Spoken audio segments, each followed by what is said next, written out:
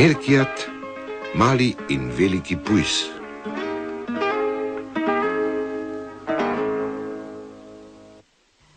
Pipi je hotel vedeti, kako se kaj deli.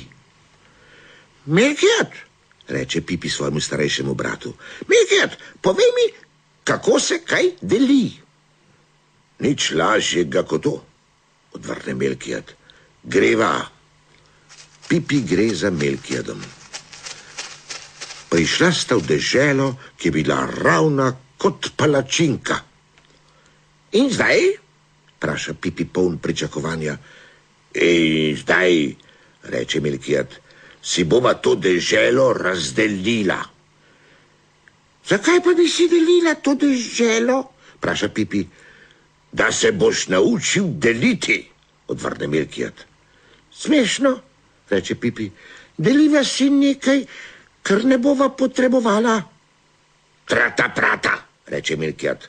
Torej, ti tečeš zdaj na levo, jaz na desno. Na to tečeva oba tako dolgo, da se bova komaj še videla. In potem, vpraša Pipi, potem tja položiva kamen in pritečeva v kvadratu nazaj. In kaj je to kvadrat? Vpraša Pipi. Kvadrat je tole, reče Melkijat in nariše kvadrat v pesek. Aha, se razveseli Pipi. Melkijat, pozabil sem, kaj si pravzaprav deliva. Deželo, reče Melkijat. Zdaj pa na delo. Pipi in Melkijat stečeta. Precej časa mine, preden se spet srečata. Zdravo, pozdravi Pipi. Živijo, reče Melkijat.